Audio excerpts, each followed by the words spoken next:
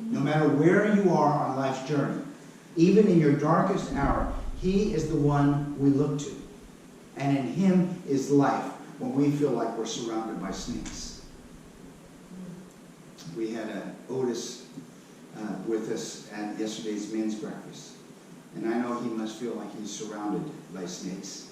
It's a terrible situation. And I'm sure that more than once he has asked the Lord to take this cup from him. And we are here to support and encourage. But ultimately, he and we look to Jesus. He alone is our source of hope, no matter what we face. And that leads us to the fourth tendency we need to guard against. Our writer makes another reference, Paul makes another reference to angels wiping out some of the complainers. But this text we just had is pretty good to illustrate complaining as well. Those people in the Exodus, they felt like they didn't have the basics like food and water, but in fact, they did have those things. We sometimes look past what we have because we want something more. We minimize what has already been done for us because we can see that we could have that other amount or that better thing. They had the basics. They were sick of what they had, however. They wanted to grumble about their situation. Things were not to their liking. They did not give the Lord a good Yelp review on his culinary efforts. As they put it so delicately, we detest this miserable food. And that brings us to this final charge about how we keep from falling. He says, do not grumble. For many of us, that is the most relevant comment he makes in this passage. We may not see ourselves as given to idolatry or sexual immorality or even trying to tell God how to do his job, but we hold fast to our quiet, little personal rebellion. We like to grumble. It's not good enough. It's not exactly the way I like it. And grumbling is a cultural event. Every cooking show you see, the guys who eat it are either saying, there's too much salt or there's not enough salt. No matter how you slice it, somebody has an opinion.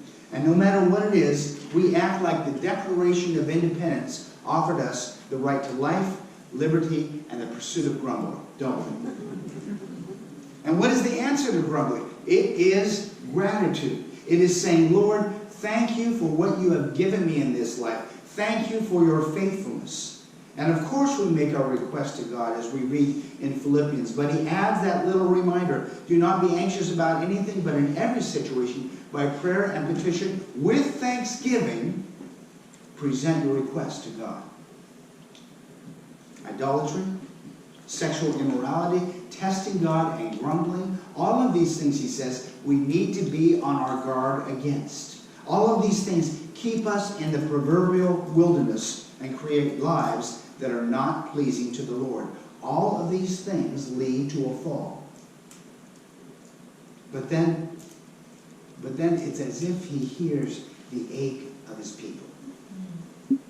Sure, there are idols they cling to when they shouldn't. There are temptations to find someone new and they should stay faithful. There are desires to manage God rather than accept his leadership in our life. And sometimes we just want to grumble because it's a lousy day. But behind that are the real hurts and fears that drive us. Behind that are the quiet things that tug at our hearts and stir our anxiety and bring on waves of sadness. Behind that are our private terrors and our midnight traumas. We feel so all alone, so forgotten at times. And we've all known those moments. As you heard me say as I began, it was so fun for us to be with our grandkids. And we were especially excited to see our newest one, Clay, now 2 months. He is perfect. The older brother, Luke Stewart, what a fabulous middle name, is wonderful.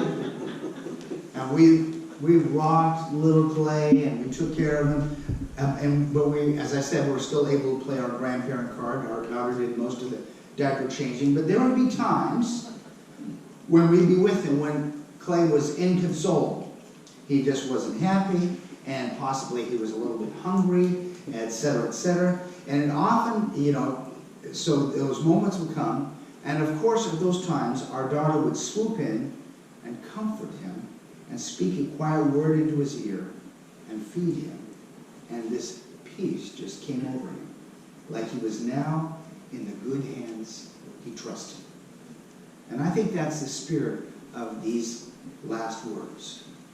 No temptation has overtaken you except what is common to mankind. And God is faithful. He will not let you be tempted beyond what you can bear.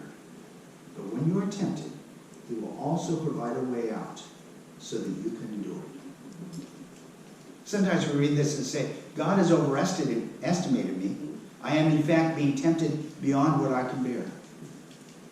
But I want us to think of it this morning as if God is the one who knows us and cares for us and is saying those night terrors, those burdens, those worries, all of those things you can handle because I'm holding you.